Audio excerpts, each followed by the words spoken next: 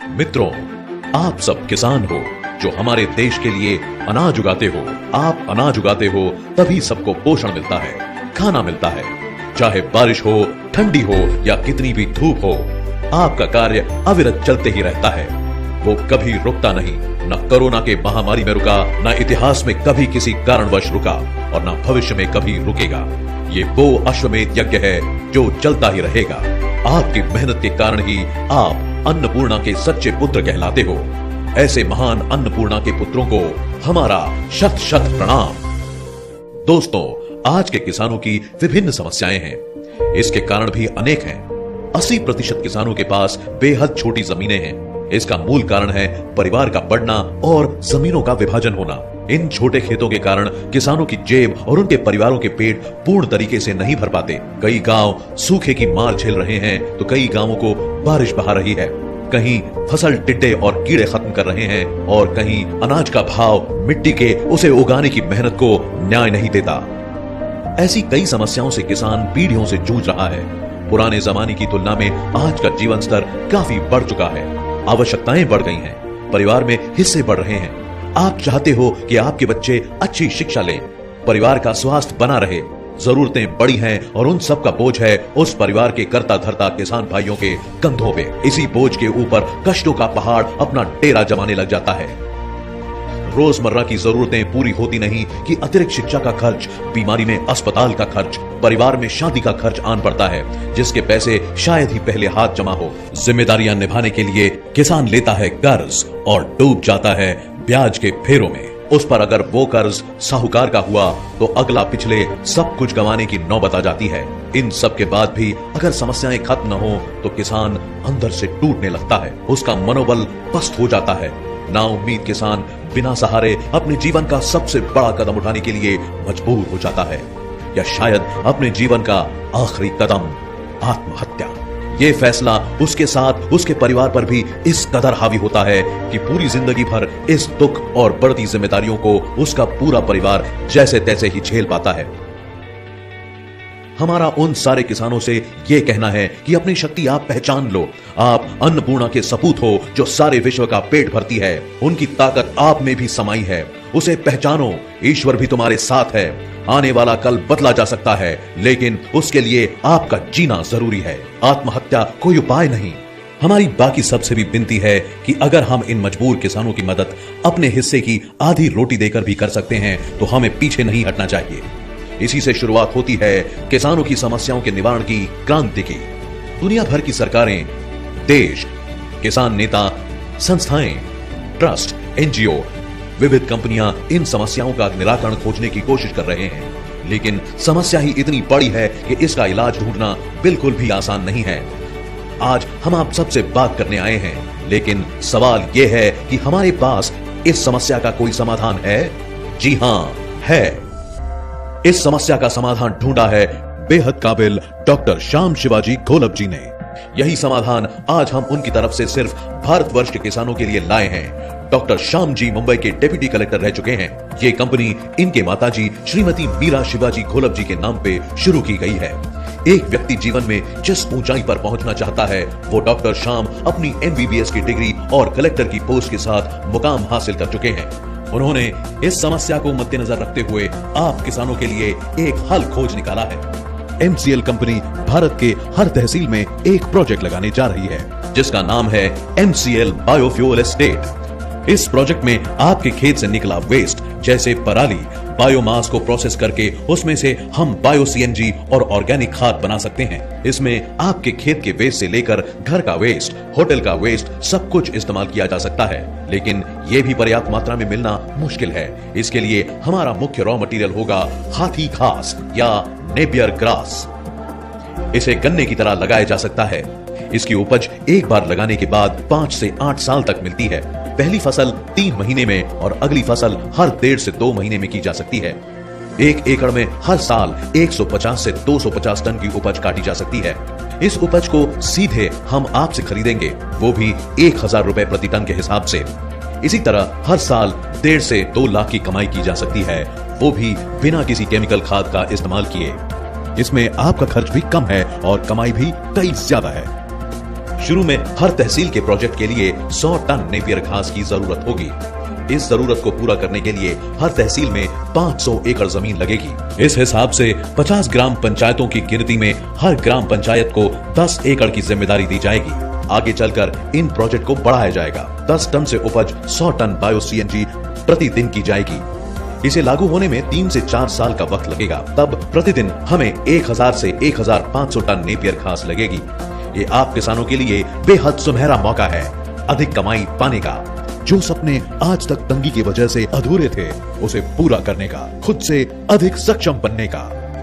आज कोरोना की परिस्थिति विकट है। पिछले साल का खौफ इस साल बढ़ गया है। व्यवस्था तो ठीक है, लेकिन तकलीफ आज भी उतनी ही है। दूर शहरों में काम करने वाले मजदूर आज मजबूरी में वापस गांव आ रहे हैं। ऐसे में अगर उन्हें अपने ही गांव में रोजगार मिले तो उन्हें भविष्य में इतनी तकलीफ उठाने की कोई जरूरत नहीं पड़ेगी। इसी विशाल सपने को पूरा करने का काम हमारी कंपनी MCL कर रही है, क्योंकि MCL सिर्फ एक कंपनी नहीं बल्कि एक मिशन है भारत को फिर से उन्नत बनाने का। भारत की बायोफ्यूल पॉलिसी 2018 का YouTube पे गडकरी जी के भाषण को मद्देनजर रखें तो किसानों के द्वारा इस क्षेत्र में क्रांति होने जा रही है। हमारे देश में हम लोग 7 लाख करोड़ का ये पेट्रोल डीजल इंपोर्ट करते हैं। ये हमारे देश का किसान तैयार कर सकता है। ये दिल्ली में जो पोल्यूशन होता है इसका कारण जो राइस स्ट्रॉ है, पराली जो जलाते हैं, इसके कारण हो रहा है। अब हमने निर्णय किया है, पेट्रोलियम मंत्री जी ने, अब वो कन्विंस हो गए। मैंने कहा क्यों 70-70 हजार करोड़ की रिफाइनरी डालते हो, ये किसानों को तैयार करो। और अभी फर्स्ट जनरेशन इथेनॉल यानी मोलाइसिस टू इथेनॉल बनता है। सेकंड जनरेशन इथेनॉल यानी cotton straw, wheat straw, rice straw, bagasse और बांबू, पूरे नॉर्थ ईस्ट में बांबू पड़ा हुआ है, उससे इथेनॉल बनता है। और थर्ड जनरेशन इथेनॉल यानी कॉर्न, राइस कट, इससे बनता है। अब भारत सरकार ये पॉलिसी बनाई, कैबिनेट के पास आई है। अब इससे एक नया रिवोल्यूशन हो रहा है। अब गेहूं और चावल लगाकर किसानों की तस्वीर नहीं बदल सकती। 1 टन राइस स्ट्रॉ से, पराली से 280 लीटर इथेनॉल तैयार होता है। और मैं कोई भी चीज प्रूफ के सिवा बात नहीं करता। मैंने उस दिन नीतीश कुमार मेरे घर पर आए थे, उस दिन बजाज ने एक बाइक, एक ऑटो रिक्शा, एक इलेक्ट्रिक ऑटो मेरे घर पर लाई थी। 100% बायो इथेनॉल पर बाइक चलती है, ऑटो रिक्शा चलता है। और मेरे शहर में 55 एयर कंडीशन बसेस चलती, ग्रीन बसेस, जो ये किसानों के तैयार की है। बांबू से बनेगा, ये राइस स्ट्रॉ से बनेगा। और ये निर्णय भारत सरकार ने किया है। और अमेरिका, ब्राजील और कनाडा में ये है कि एक ही पेट्रोल, यही टोयोटा, होंडा, फोर्ड, BMW, यही गाड़ियां हैं वहां। उसमें लिखा है फ्लेक्स इंजन। उसमें आप 100% पेट्रोल डालो या 100% इथेनॉल डालो। अब मैं आपको बता रहा हूं, ये पूरा ethanol, bio CNG, bio diesel, methanol, इसी पर एक बार कभी बैठेंगे, मैं आपको बताऊंगा। हमारे देश के गांवों की हालत ही बदल देगा। जो बगास निकलता है उससे भी इथेनॉल बनता है। अब इसके कारण पूरे कम से कम देश में 5 लाख करोड़ की इन्वेस्टमेंट आ सकती है और 50 लाख ग्रामीण क्षेत्र में युवाओं को रोजगार मिल सकता है। लेकिन इसलिए सारे किसानों को एक साथ जोड़ने की जरूरत है, जो MCL के द्वारा किया जा रहा है। आज तक भारत के इतिहास में जो नहीं हुआ वो MCL के द्वारा किया जा रहा है। हम आप किसानों को हमारी कंपनी में हिस्सेदार बनाने जा रहे हैं। ये बहुत ही बड़ा कदम है। इस कार्य के लिए हमें हजारों किसानों को एक साथ जोड़ने की व्यवस्था करनी है। इसी व्यवस्था को हम MPO MCL प्रोड्यूसर ऑर्गेनाइजेशन के द्वारा चलाएंगे। हम हर तहसील में एक MPO बना रहे हैं। भारत में व्यवसाय करने के लिए 2 मॉड्यूल हैं, एक कोऑपरेटिव और एक कॉर्पोरेट। इन दोनों का मिश्रण है FPO। इसका कंपनी रजिस्ट्रेशन होता है। इसमें आजीवन एक मालिक नहीं हो सकता। ये FPO किसानों को सदस्य बनाकर एकजुट करती है। सदस्यता के दौरान लिए गए पैसों से वो किसानों के भले का काम करते हैं। किसानों को खाद, बीज उपलब्ध करना, उनके उपज को बाजार दिलाना, उन्हें गोडाउन दिलाना, ये सब काम किसान उत्पादक कंपनी करती है। आज भारत में करीब 10,000 ऐसी कंपनियां हैं जो ये कार्य कर रही हैं। हम भी यही काम कर रहे हैं। ये सारा कार्य हमारे यहां भी होगा, लेकिन इसके साथ हम आपको अधिक सुविधाएं उपलब्ध कराने की कोशिश कर रहे हैं। हम आपको इस कंपनी में भागीदार यानी मालिक बना रहे हैं। सरकारी नियमों के अनुसार किसी भी कंपनी या FPO का सदस्य बनना हो तो उसमें निवेश करना पड़ता है। जहां बाकी FPO आपसे 1,000 या 5,000 या 10,000 इत्यादि रकम लेती हैं, हम आपसे प्रति शेयर 10 रुपयों के हिसाब से 25 शेयर यानी 250 रुपए और उसी के साथ अधिक 250 रुपए प्रोसेसिंग फीस मिलाकर 500 रुपए ले रहे हैं। इतनी सामान्य राशि में आप हमारी यानी आप ही की कंपनी में भागीदार बन सकते हैं। ये रकम आपके और हमारे बीच हुए कानूनी करार को दर्शाएगी, जिससे आपका हक इस कंपनी में कानूनी तौर पर माना जाएगा और आपको भविष्य में कानूनन अपना हिस्सा मिलता ही रहेगा।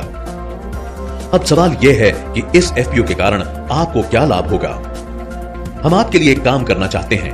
आप सबको एकजुट करके देश की तरक्की में योगदान देना चाहते हैं। विश्व की सबसे बड़ी समस्या है ग्लोबल वार्मिंग। इसी के प्रभाव से असमय बारिश, बाढ़ या सूखा होने के कारण चीजों के दाम बढ़ते जा रहे हैं। प्रमुख तौर पर हम इसी का उपाय लेकर आए हैं। इसी के साथ गांव के कचरे की समस्या, रोजगार की समस्या इत्यादि आर्थिक तकलीफों का समाधान हम लाना चाहते हैं।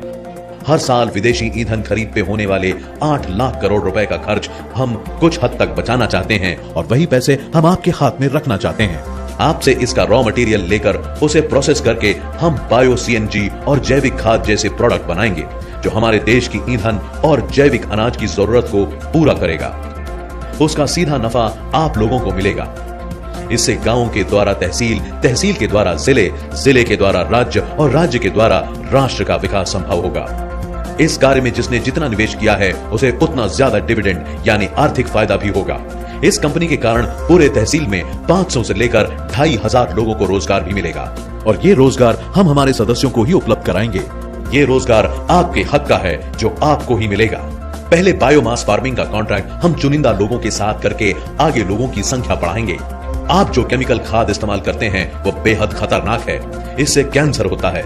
आपकी जानकारी के लिए बता दें कि पंजाब से राजस्थान जाने वाली एक ट्रेन को कैंसर ट्रेन कहा जाता है क्योंकि उसमें सिर्फ कैंसर पेशेंट को उनके इलाज के लिए ले जाया जाता है। इसमें बहुतांश मरीज ऐसे ही केमिकल के शिकार हैं और हम ये बदलना चाहते हैं। हम आपको अच्छी गुणवत्ता का खाद देकर आपसे जैविक खेती करवाएंगे। आपसे उपज लेने और प्रोडक्ट बेचने की व्यवस्था भी हम ही करेंगे। आपकी उपज आपसे कम दाम पे लेकर मार्केट में दुगने दाम पर बेची जाती है, लेकिन वो फायदा आपको नहीं मिलता। ये फायदा भी आपको मिले इसकी व्यवस्था एमसीएल के द्वारा की जाएगी। जैविक खेती के लिए हर सुविधा एमसीएल के द्वारा की जाएगी। आप लोगों को एक डिस्काउंट कार्ड भी दिया जाएगा जिसकी सहायता से सदस्यों को भविष्य में बनने वाले एमसीएल के हर उत्पादों में छूट दी जाएगी।